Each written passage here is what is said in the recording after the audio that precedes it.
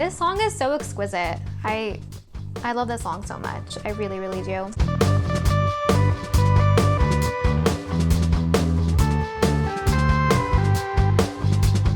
Hello everyone, greetings. Hi everyone, how's it going? Welcome to this video. On my channel, I analyze song lyrics very in depth through the lens of literary analysis. The song we're going to be doing today is called Boston by the band Augustana. This is a throwback. This song actually came out in 2005, but I listen to this song very, very often. I love this song so much. I remember listening to it when I was younger and I didn't really listen to the lyrics, but I was like, this song means something. I just don't know what. So hopefully I can figure out what it means. I believe that word choice is very, very important. I think it changes the meaning of literally anything. That's why on my channel, I tend to concentrate on diction, which is word choice, and connotation, which can be thought of as like the vibes or the emotions that the words elicit. Before we get started, I just want to do a quick disclaimer that everything presented in this video is my own personal opinion. I always encourage you all to comment down below what your thoughts are. It's always fun to discuss this. As always, if you have any requests of songs you would like me to take a look at, please leave them down below. Let's get started. Boston is a place, quite literally. When we look through the lyrics of this song, they are referring to Boston, the actual city, but Boston in this context can also be thought of as a state of mind. It can be thought of as a more intangible sort of thing as well. Kind of like a feeling. I'll touch upon that more as we get into the lyrics. Let's go and get started. Verse 1. In the light of the sun, is there anyone? Oh, it has begun. When you hear the word sun, just intuitively, you're going to be thinking of light. This to me is very significant because the sun is already synonymous with the light. What is the purpose of stating light? It's kind of like you're amplifying it. You're saying the same thing twice. It's like light is written in bold here. It's making sure that the listener of the song or the reader of the lyrics is envisioning light. That's very significant because imagery wise and through a metaphorical lens, light is very important. It's very cleansing. I talk about light imagery a lot in my lyric analysis of the song Daylight by Taylor Swift. I also talk about the lack of sunlight in my lyric analysis of the song Summertime Sadness by Lana. I'll go ahead and link both videos if you're interested. Light typically is a very positive entity. It's purifying, it's cleansing, it reveals truths, especially if you were existing in a sort of darkness prior to this. It is illuminating truth for you and illuminating understanding. So metaphorically, this is a very positive image, and it's like stated double here in my opinion. Light, the literal word light, and then the word sun. It's like a double positive image. This to me suggests that truths are going to be shared and understandings are going to occur. It's a positive sort of foreshadow, a foreshadow of growth and understanding on a personal level. Is there anyone? They're asking if anyone exists in the light of the sun. This is a very specific question. They're wondering if someone exists in the purest of pure truths. I always talk about the protagonist of a song. Protagonist just means the main character of a story. In this song, there is a protagonist and then there's a narrator. The protagonist is going to be who the song is about, and then the narrator is the person who is describing this to us. Right now, if we're going to talk about this in terms of a storyline, this is before the story begins. This is something that's already happened. This is not in real time. This is a memory and it's being expressed. Oh, it has begun. This is a very ominous / exciting statement. The word it is ambiguous. We don't really know what the meaning is. It can mean many different things. To me, I think this is the story has begun, and I feel like it's a very grand and important and significant story because this is like a very grand statement. Oh, it has begun. Even the word oh, it's very like dramatic. I like sense the drama. The way that this song starts out with that very intense imagery of sun, it's like repetition of the same sort of image. I always state in all of my lyric analysis videos that repetition signifies significance. Usually when I refer to repetition, it's in relation to diction, repeated words or phrases. But here there is repetition of a similar type of image, an image of very bright light. This to me feels very important. This is a very significant and transformative type of story that he's about to tell. As a listener, it makes me very stoked to see what happens. Verse 2. Oh dear, you look so lost. Your eyes are red when tears are shed. The world you must have crossed. You said. In this verse, the narrator is describing what he observes. He is referring to this other person, to the protagonist, the main character of this song. This is maybe a love interest. This whole thing with Boston is a narrative within this album. In the song Sunday Best on this album, they refer to Boston. It's very interesting. He says dear. It's a term of endearment. This shows he cares about the other person. He is concerned for them. He can observe that they look lost. And there is a qualifier in front of the word lost, the word so. Oh dear, you look so lost. This whole lyric connotes a feeling of very extreme concern. Your eyes are red when tears are shed. I appreciate the rhyming of red and shed. It's also very sad. This is giving us context. This is providing us an image as well. We know that this person he's singing about has been crying. They look lost. They're really going through it right now. The world you must have crossed. He is viewing this person as having gone through a very intense journey. When you metaphorically cross the world, you've gone on a very intense internal journey. You've really been through it, and it's gonna make you tired emotionally, spiritually, psychologically, etc. He is able to observe this about her. The first two verses, in my opinion, are kind of like a setup. He's setting up the story. He's telling us things that he observed specifically, and he's telling us a little bit about his thoughts. And now we're gonna get some dialogue. You don't know me. You don't even care. You said, you don't know me, you don't wear my chains. This is our narrator explaining what he was told by his love interest. She told him that he doesn't know her and he doesn't care about her. She is feeling very misunderstood. She does not feel seen. You don't know me, you don't wear my chains. No one can ever understand you from every single vantage point in your life, right? Chains here refers to the hindrances in one's life, in my opinion. It can be circumstantial hindrances, mental, emotional, spiritual, etc. Sometimes they're in your control. Sometimes you have the key to unlock them. Sometimes these are things outside of your control. That sucks, right? That's very, very difficult. It's hard to explain those types of hindrances to someone who has never experienced it. Life is very delicately complex. I think this is what it's alluding to here. The love interest here, she feels like she's wearing chains, so she feels imprisoned in her own life. She's wearing the chains, so they're a part of like her metaphorical outfit, and I'm sure they are not cute. This is a feeling of entrapment. I think that she's at a breaking point. A lot of times when you feel these sort of emotions, you may subtly let someone know, or you may hint at the emotion, but to explicitly state it like this means that these emotions have been boiling up in you for a very long time. Now they're just coming out. This shows that whatever is going on internally is not anything new. It's been happening for a long time, and now she has to explicitly state it. She can't hold it in anymore. Essential yet appealed. Carry all your thoughts across an open field. This verse and the next verse are my favorite. Let's talk about these three lines first though. Essential yet appealed. This is an interesting juxtaposition in my opinion. These two words oppose one another. Essential means something that is necessary, very, very important. It's like there's no debate about it. This is essential. Like food and shelter, those things are essential. Yet appealed. I actually looked up the word appealed. I wanted to know how many different definitions there were. According to Oxford Languages, pretend I'm MLA citing all of this, okay? Appeal means to make a serious and urgent request, typically to the public. According to dictionary.com, an appeal is an earnest or sincere request for support, sympathy, or mercy, and it is a request to some person of authority for a decision or a judgment. To me, this is interesting because essential is a very matter-of-fact type of word. That's the connotation. But the word appeal is not distinct. It's not very matter-of-fact. There is movement in that word in regards to it can change. When you appeal to someone for something, as I just read in the definitions, the decision, the meaning can be swayed. Essential is a word that has its roots. You know what I mean? It can't move. It's like, yes, food is essential for life. But when you appeal, you're asking for a change. So essential is a word that's very firm in its existence. But when you're appealing, this is like a process. That word connotes movement. This is the narrator. This is his observation about the situation. This situation is something that is essential to the growth of the protagonist of the song, to the love interest. This has to happen, but there is movement within this. It's like there's chaos, but it's organized chaos. That's the vibe I get. There's like spontaneity within a structure. I hope I'm explaining this effectively. This is a situation that has to happen. It is essential for the growth of the protagonist of this song, of the love interest. There are things changing. There are still decisions being made. They may not be certain yet. This is something that has to happen. We don't know how it's gonna happen. That's the appeal part. I hope that made sense. Let me know if it did or not in the comments below.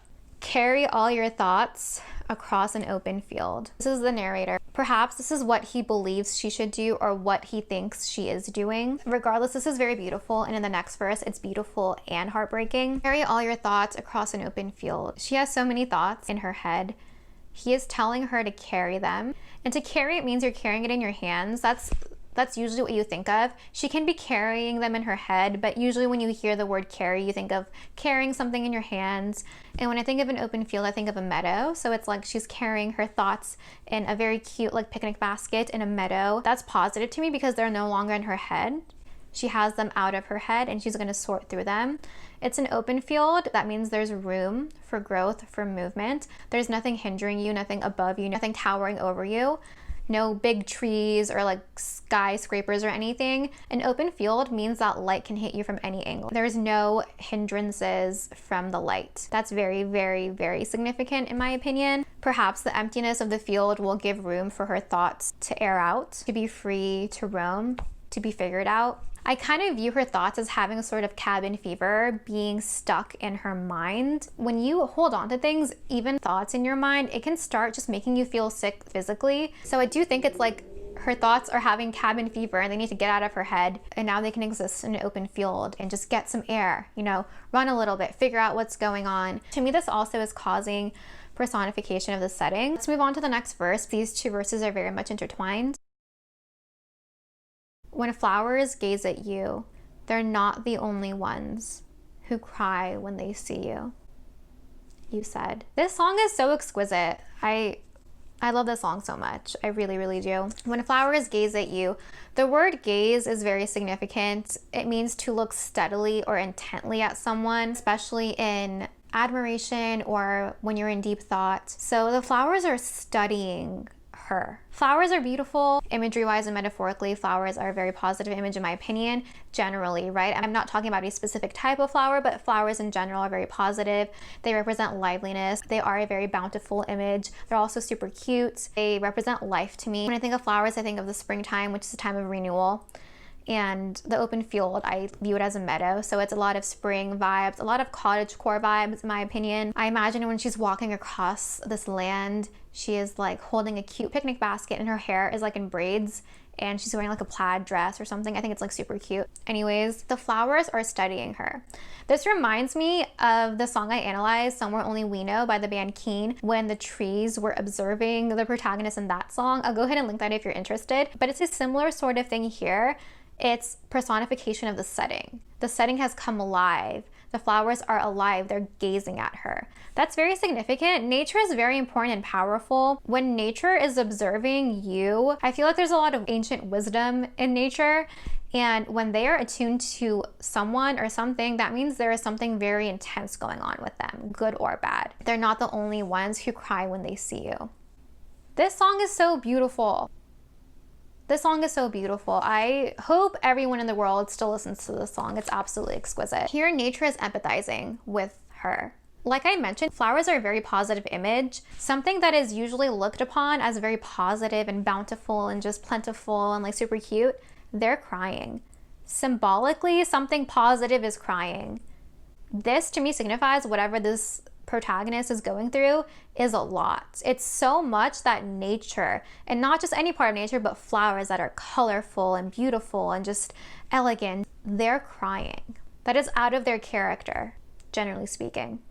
The nature here is sensing sadness and they're empathizing very deeply with her. I don't think this is negative. I don't think this is a negative sort of foreshadow. I just think this is showing that the protagonist of the song is truly going through it. So much, in fact, that nature can sense it. That's very heartbreaking, but this is expressed in such a beautiful and eloquent manner. I respect the lyrics of this song immensely. Hey guys, I just wanted to add in something else. When it says that they're not the only ones who cry when they see you, referring to the flowers, this also indicates that the narrator of this song also cried, right? So not only was nature essentially weeping for the experiences of the protagonist, but they were not the only ones who did this. This implies that the narrator, the singer of this song, also cried for them.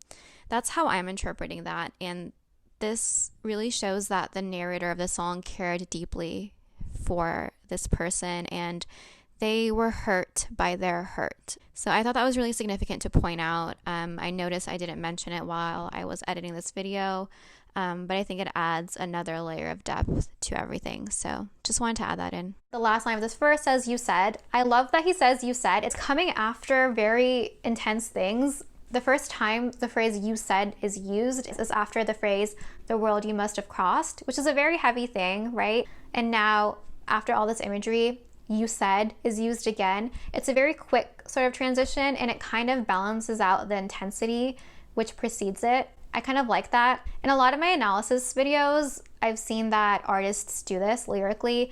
They present something very intense and then they minimize it. Taylor Swift does this a lot, just through diction. They make the part after the intense part either fast-paced or they use words and qualifiers that lower the intensity. I think this balances it out, and it also is an act of self-preservation. If you are too intense, you're gonna be too sad. Helps move the story along, and it feels like it's a conversation. I can just imagine someone saying this like this and being like, "You said, you said." And the fact that he's remembering things she said is very significant. This is a very important anecdote that is being shared with us. When someone's exact words are remembered, it's very significant.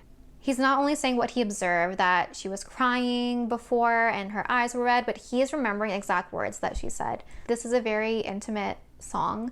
These emotions are very intimate. She said, "I think I'm going to Boston. I think I'll start a new life. I think I'll start it over, where no one knows my name." So now we get to what the protagonist thinks she's gonna do. Like, this is gonna be the solution to all of this. She wants to go to Boston. She wants to have a clean slate. There's repetition of the word think, so this is not something certain. You know how sometimes you're just so emotionally on overdrive and you don't know what to do and you just like say something that sounds good in the moment?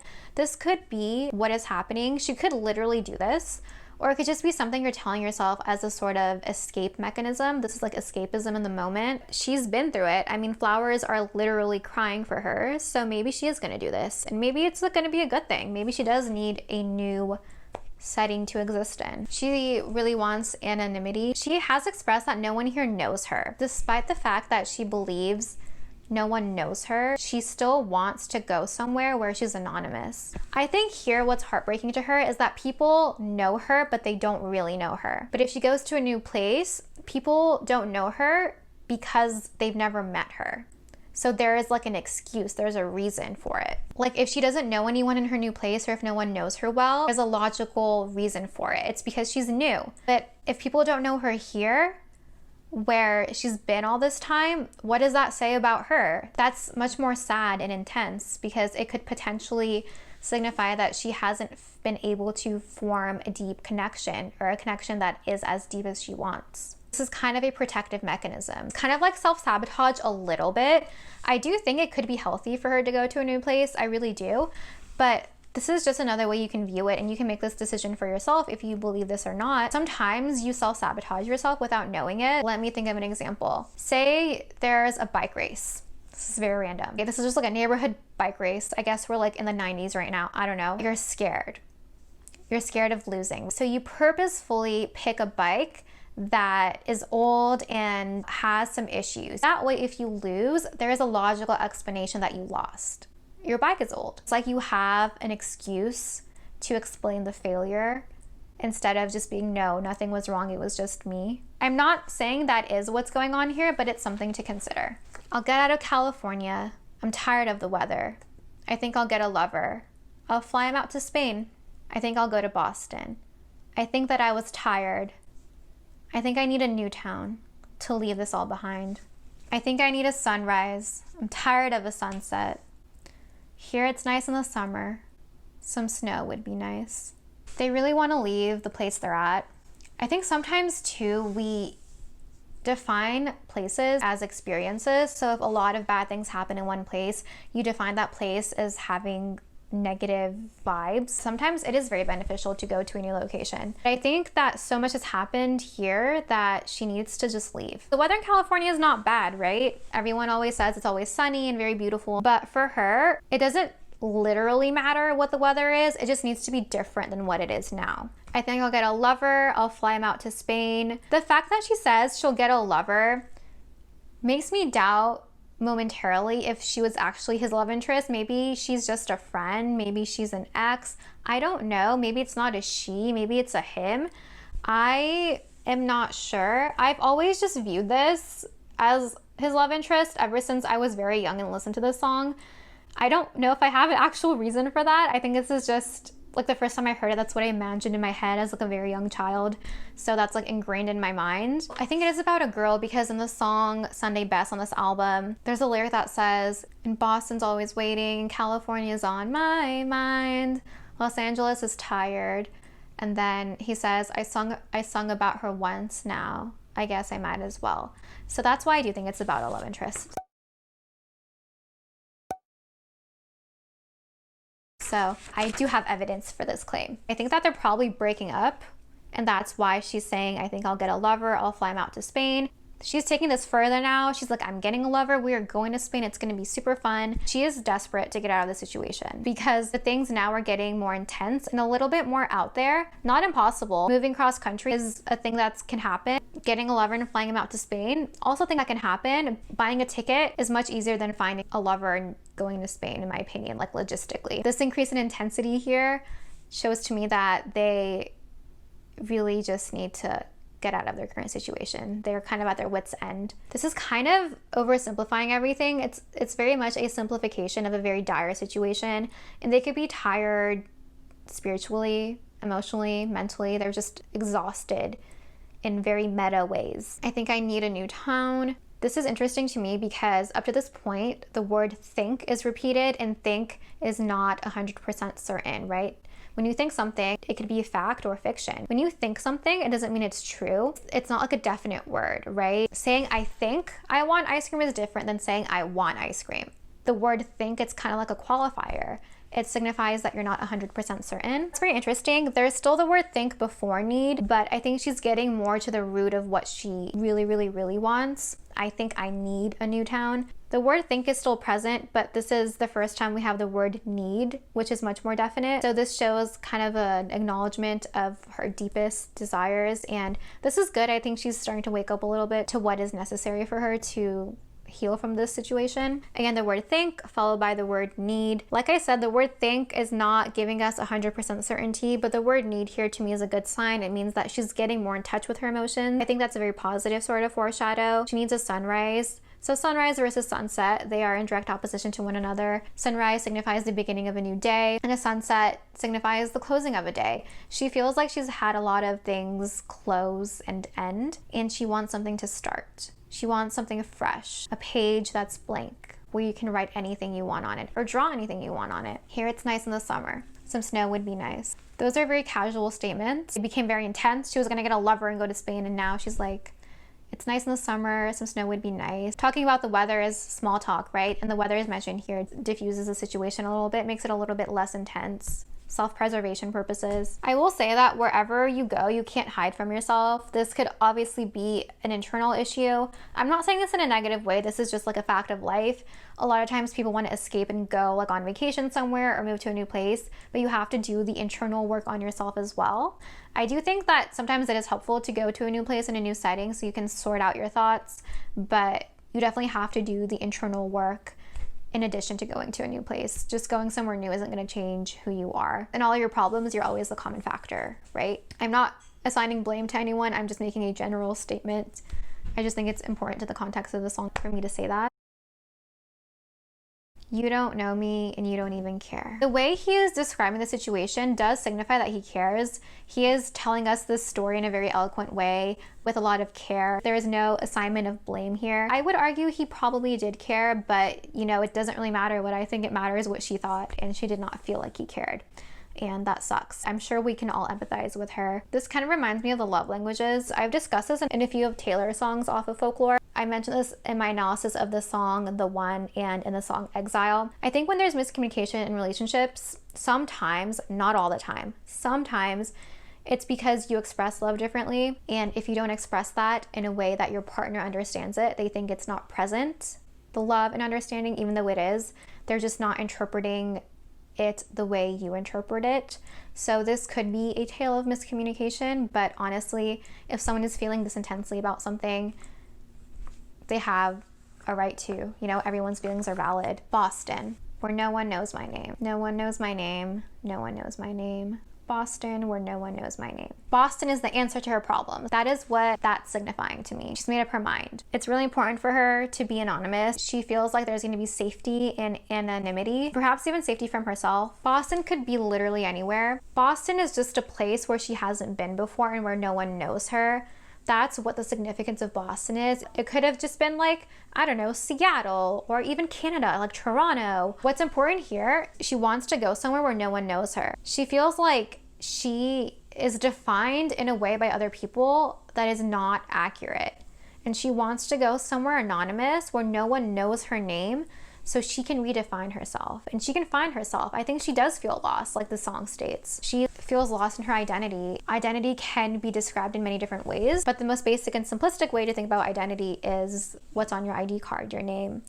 And she wants to go somewhere where no one knows her name. This is like an existential crisis. She just needs to go somewhere where no one has expectations of her and no one has any preconceived notions of how she is and how she acts and how she behaves. I do think they're breaking up, and I just think she is overflowed with emotions. I don't think this is all due to the breakup. I think there's other things going on, but regardless, she needs to go somewhere new. She wants to be redefined. To sum up, the song Boston to me is a recollection of events from the narrator of the song. He is telling us a story about his ex-girlfriend, in my opinion. They broke up. She had to leave. It could be due to the breakup, or it could just be due to a lot of different things kind of compounding on one another. What she's experiencing, the way it's described in this song, is a very deep sort of sadness, kind of an existential moment as well. She's lost her sense of self. That happens a lot in relationships, but it happens outside of relationships as well. It's a very human experience. It's not fun, but it happens. The narrator witnessed this. Her situation was so dire that she felt the need to escape it and to find a new setting in which to ground herself and to grow. I really hope that if she did move, she's able to find roots and to bloom like the flowers which once cried for her. Sometimes you just need a temporary getaway, so maybe she'll be back or maybe not. I hope wherever she is, that nature won't have to cry for her anymore, that they will smile at her and be proud of her. Overall, I think this is a very beautiful song. The sentiment in here is relatable. Please let me know what your thoughts are in the comments below. Make sure to subscribe if you're new and to hit the like button if you enjoyed it. Thank you so much for watching. Hope you have a great rest of your day. Okay, bye.